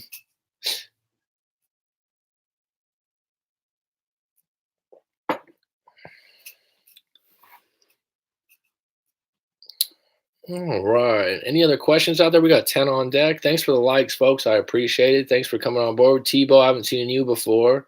Flo, the infamous P, you've chimed in before. Thanks for contributing, my friend. I'm happy that you got 5 dates in 1 week.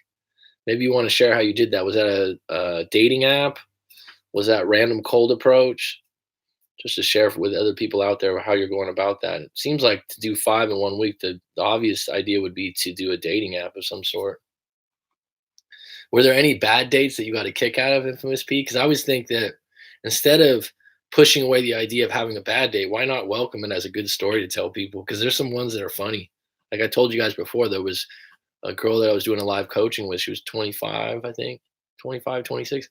And she was saying the guy on the first date took her to meet his family at a family dinner in a restaurant and it wasn't just a small family. It was like 12 people.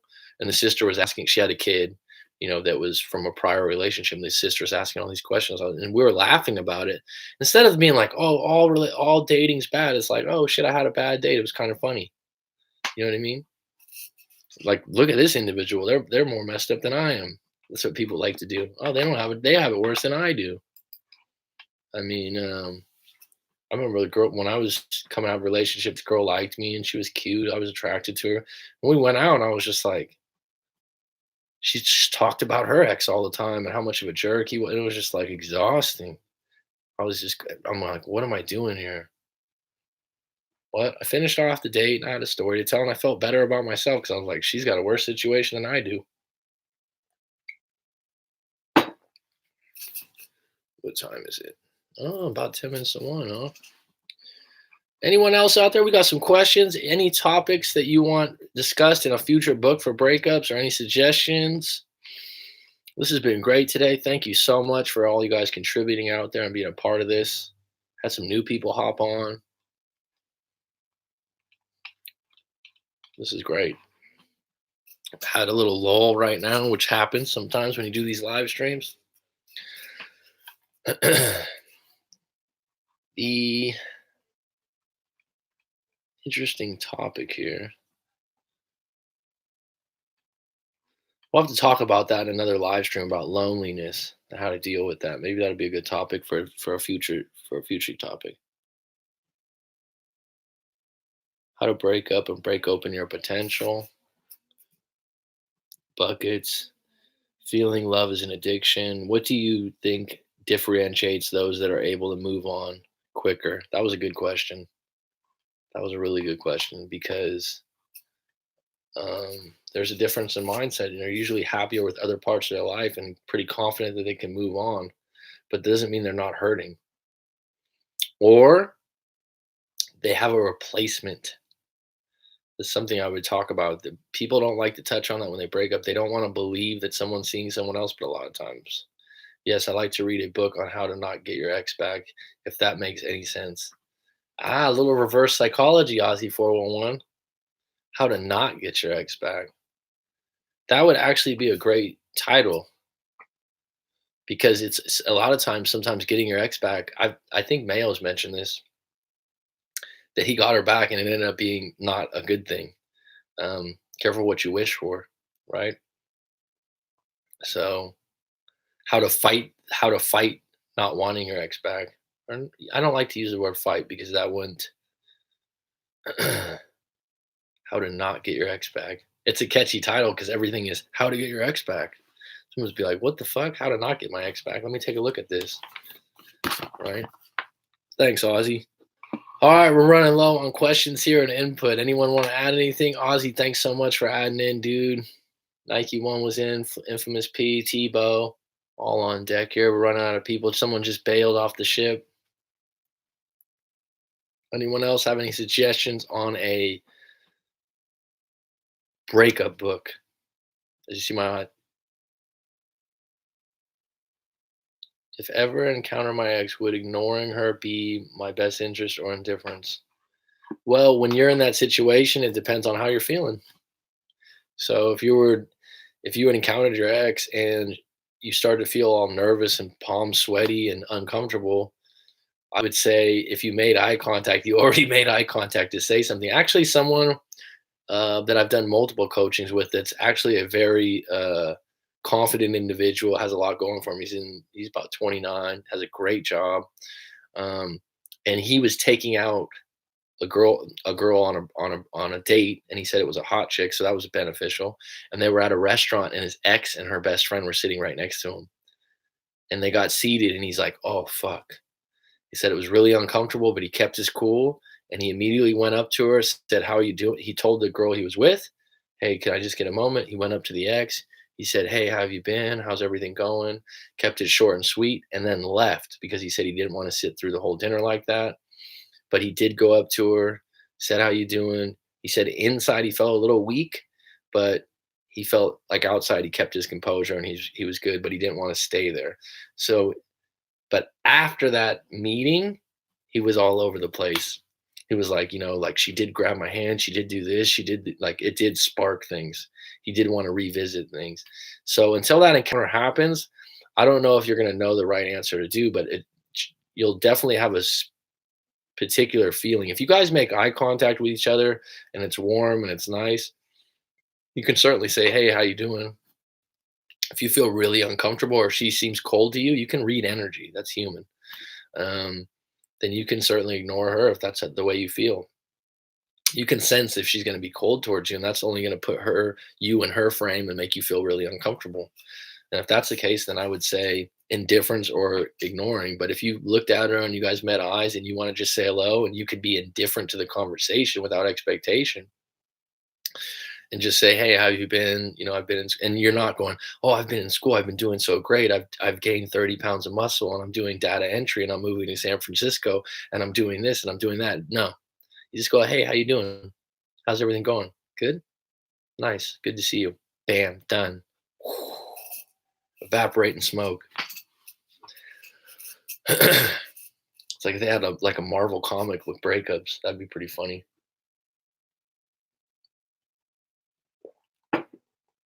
Any other questions, folks? Thanks, Daniel, for always being on deck, my friend. You're a soldier. You're welcome. Like when I give an answer like that, I'm giving you my opinion, right? I'm giving it to you from a few different directions, and I'm giving you input based on what other people have told me and what other people have been comfortable with and my own experience. But at the end of the day, you have free will. I would never tell you, you have to do this, then this. In that particular situation, if you run into it, you're going to have an emotion, and then you're going to have to deal with that emotion and do what you feel is best at that moment. At the end of the day, too, whatever happens, it's clarity. Yes, that happened to me. One of my ex, I approached her to say hi, and she wanted to start kissing me. I gave her a friendly kiss and left. Okay. I mean, in the spur of the moment, I don't know what your feelings are like. It's like if I ran into it, I have a couple of, well, I have 3 exes that I haven't seen in years. And when I mean years, like 5, 7, 8.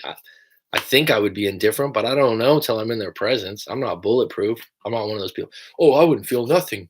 It's like, well, it depends on how good she looks, probably too, right? I think there's something to that, right? Like he was saying, the guy that was telling me about this was telling me that um, he was with a really good looking date. And he looked good himself because he was out on a date. So I mean, he was in his best place. It wasn't like he was just walking out on a hangover, looking like shit. I mean, that counts too, right? Or if you saw her with some real scraggly guy or whatever. I mean, that all counts into it too. Viva el Coach Mac. Bueno. God, I should know Spanish more. I had took a few Spanish classes. It's funny because I wasn't very good with foreign language, and now I've taught English. Alejandro, I'm Hispanic too, but I've never been to Mexico. And that's why I thought you lived in Texas, huh? My culture in my household was completely different than my ex's. She didn't have her father around, and she grew up to dislike her mom. While I respect my parents and have both on my side, that's huge.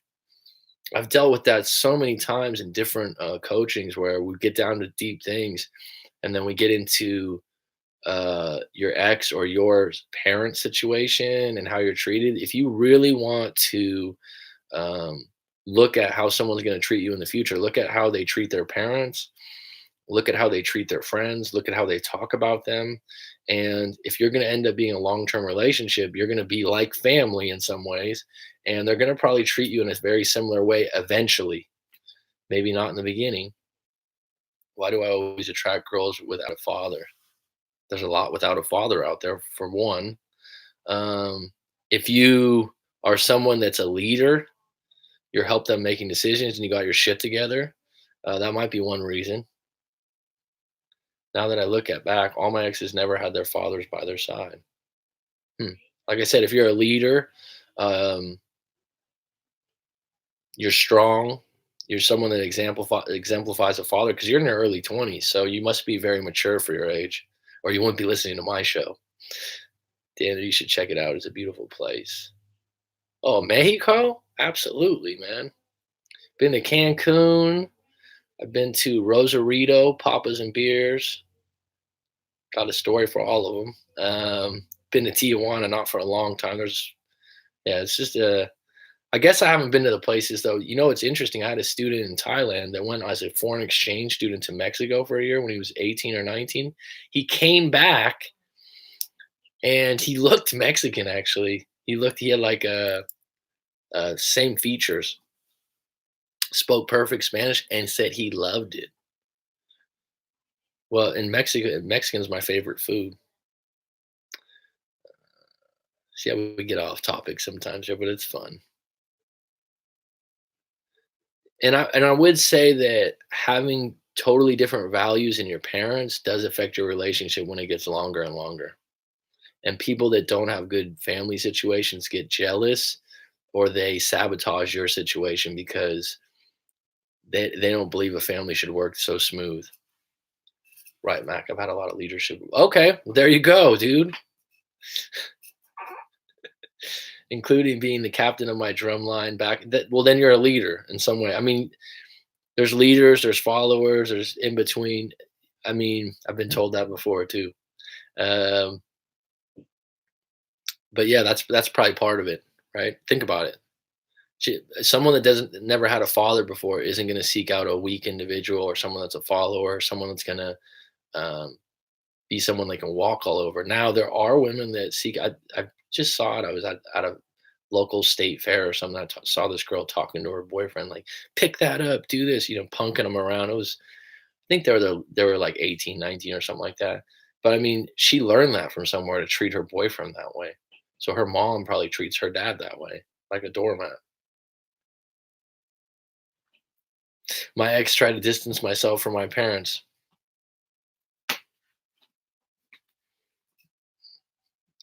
Where do I come up with this stuff, huh? I've done a lot of live coachings, and being 38, I've seen a lot of things. I haven't dealt with that in my own personal case. Um, where someone tried to distance themselves from my parents.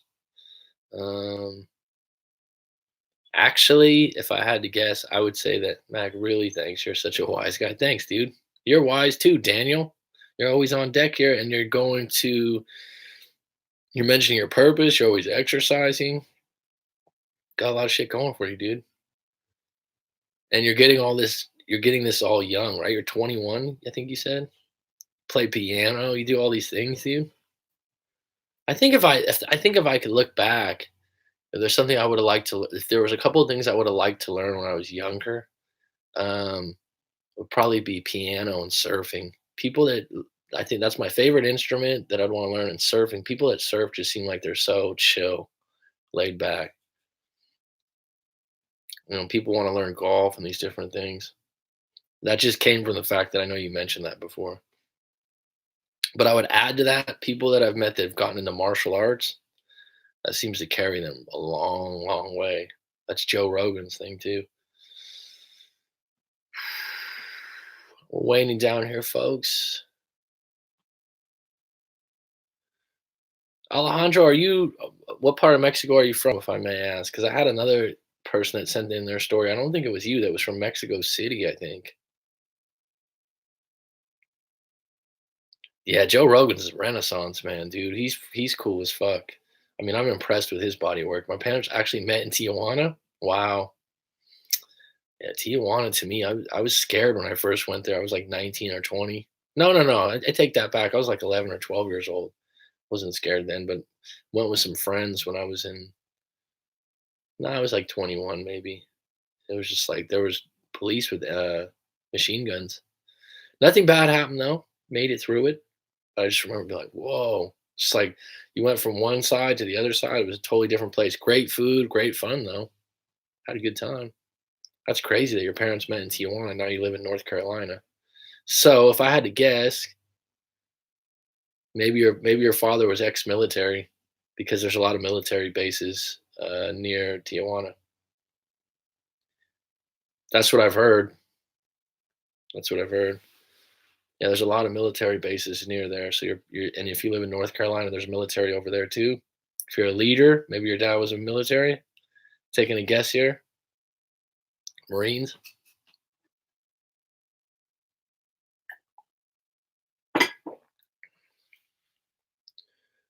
Any other questions out there, folks? Closing this thing out.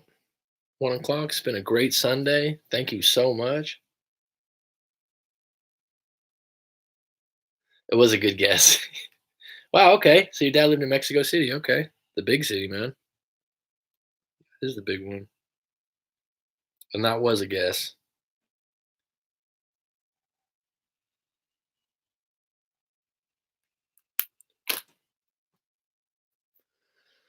Well, waiting here, everyone that's still on deck, throw me a like if you'd like to throw me a like. If you felt like this was good, I appreciate it. This was a good fun today. I got about 10 minutes left. Anyone's got a closing question? Or if I don't get anything in the next few minutes, I'll just close it out clean.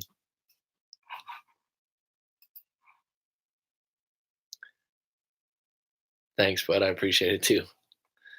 I think we're on our last of our last here. It's always like this. It kind of wanes out of 2 hours. I had one show, like right when I did that, I ended up going 2 hours, 20 minutes. Like a flush of new people came in and started asking questions. It was great. Is that it? Is that all we got? No? Yes? One person just joined. Any questions? 10 minutes left. Let's close it out strong, folks. 10 minutes left. Any questions? Thanks for your input on the topic today. Ideas for a book about breakups. I got a few from you. A few of them confirmed ideas that I thought were good. A few of them were ideas that I share with you. We got some different things going on here, so it was good. Rebounds we didn't really talk about, which is a big topic. A lot of people have trouble with if they're in a rebound or their ex got in a rebound, as they say. Hey, you can't say thanks enough times. I love that. This is what I do it for, right? I'm not getting paid for these live streams. I was down in San Diego back in the '80s at Coronado Beach, and Tijuana was good. I lived in San Diego for almost 4 years, dude. Um, Coronado was beautiful. When I went there when I was younger, it wasn't. Well, 21 was 17 years ago. See you in the Bay. Are you gonna be in the Bay, Mayo? Oh, you gonna go to the finals? You gonna go to the finals, dude? It's a big deal for Canada, man. I'm happy for you guys. I was rooting for the Toronto, to be honest, because I have a few friends from there. It's a big deal, man. And I like Leonard. He's a humble star, man. But cream always rises. It's gonna be a good series. Actually, Toronto could absolutely beat the Warriors. And I'm a huge Warriors fan. I'm not just a bandwagon guy. Like I had season tickets before they were good when Mike Dunleavy and Troy Murphy were a part of the team. So uh, I'm a huge Warriors fan. But Toronto, I think Toronto has a better ability of beating them than the last two teams. And it doesn't matter about Durant. Rebounds are common. Am I right? Um, yeah, rebounds are common. I just think that the topic of rebounds is a lot of times if someone's ex is in a new relationship, they automatically go, "Oh, it's just a rebound. Oh, they're just rebounding." Sometimes someone going into a new relationship works out. Sometimes they were unhappy with you for a long time, or fucking as crazy as it sounds, they met someone at work or they met someone at school, and they're more attracted to them than they are to you. So them moving into a new relationship, they had a replacement, man. So but are they common? Yeah. But on the flip side, the outcomes, aren't necessarily common. They're not always negative. Cheers, Mac. I'll clock in again on the next live one just working out right now. So difficult to ask questions, huh? Thanks for your help after my breakup. Cheers, lad. So everyone else out there, I think I'm going to close it out in 5 minutes, 6 minutes. I would really, thanks, Tebow. Anyone else want to close it out? Throw some likes if you like the show. If you enjoyed this was good. We're going to do some variable things to this. But Ozzy, you should go back to San Diego. I went back to San Diego like 4 or 5 years ago. I felt because I was there in my early 20s. Now going back, cheers, thanks. Now going back on. Nice to see this is still going. We're just talking about San Diego. actually, because Ozzy said he was in San Diego and how much he loved it. Would that be a good place? Nike One, we could start a podcast over there. Do you got the contacts that we could do something in PV or Mission Beach, set up a house, set up a podcast? I could do this shit daily. Maybe not just talk about breakups, but talk about other things. I would love to host a fucking everyday radio show. That would be fun, huh? I'd love to do it out of San Diego. You cannot, I'll tell you this, folks, you cannot underrate good weather. When you live in good weather and you go back to a cold, grimy, it completely affects people's moods. Okay, what's the podcast if you want to share it? I don't mind.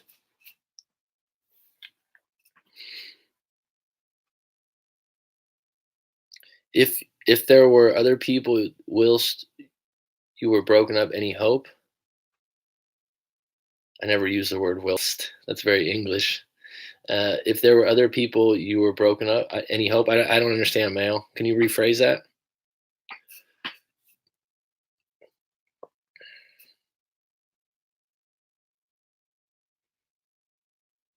Yeah, anyone could start a podcast, really. I just like the idea of doing something daily in a booth with the mic, Joe Rogan style, have some interviews. I would love to do that. I could talk like that all day. I just lose track of time on that. If there saw other people while you were broken up, if there were with other people, uh, people have asked me that before. I mean, that's your prerogative. Is it acceptable if they were with other people while you were broken up? Any hope? Sure. If it doesn't work out for them, guess who their next call is or who they remember because they're going to go, if they got their heart crushed, not always, they might be coming back to you because you're familiar. You're someone that was there. And I've talked about this before. I won't go into detail right now, but I had a breakup. It was kind of mutual. It wasn't just like I broke up with her. It was a long distance thing. And she went back to her ex when we had been together for almost 2 years, a year and a half, 2 years off and on. And she went back to her ex that she always complained about. I think within a month or 2 months, the guy was circling uh, since we were together. And she went back to him and they ended up getting married, last I heard. So does it happen? Yeah, absolutely. Hey, coach, great as always. I was in the military back in. Oh, okay. Wow, you fucking SEAL, dude. Right on. Yeah, my father was in the Marines in Pendleton, Pendleton, and he was in somewhere in North Carolina or South Carolina before he went to Vietnam. The Dad Cast. That's what it's called, the Dad Cast. I'm like, what the fuck's the Dad Cast? I forgot you said it was a podcast. I'm not taking anyone who is emotionally unavailable. I was on my own rebound. More rebounds than Rodman. Yeah, you said you hooked up with someone right after you broke up. I remember you saying that the day of, and you were drinking. Good memory, right? Photo, just yeah, it's about being a dad and the lifestyle that comes with it. The lifestyle living in San Diego too. Luckily, I have never been the rebound. LOL. You know what? Looking back, I could have been considered a rebound in one of my relationships. I could have been considered the rebound, I guess. I mean, I ended up being with her for 2 years, and, it was a good b relationship, though, and it wasn't. I mean, the definition has to be like, what's a rebound? Is it 2 months after a breakup? Is it 3? I think ours was, like, 3 months after, but her and the ex were still in contact. Um, that's one of those things, there's no box definition of what a real rebound is. I guess definitely if it's only been, like, 2 or 3 days, sure, but they can work, is my point. They're not just all bad. I think everyone just goes, "Oh, they're all so bad." They can be. I wonder how long it takes till someone types until it comes to my screen. Just curious. Like, is it like it just comes up, or is it like there's a delay because everyone's from different places? Got out of a rebound recently. Coach knows the story. She wouldn't let go of her attachment to her ex father, which is understandable.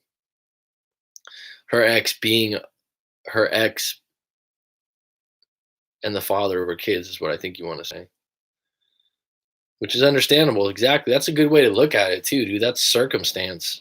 Nike one. That's nothing to do with you being a jerk or anything. So just on 2 hours right here. I think it's time. Luckily, I've never been in the rebound. I think it's time, folks. So till the next time, possibly tomorrow, but June 1st, I'm going to develop a schedule where I do the same time every day. I don't know if it's going to be as favorable. I'm going into 6 months of no contact. I don't even know if she's still with that random dude. I'm just doing me. Good for you. Showed up the best. Couldn't help what she wanted. Okay, Mac, you have a good one. You too, Daniel. Showed up the best. I could and couldn't help what she wanted. Absolutely. All right, folks. I will see you on the next stream.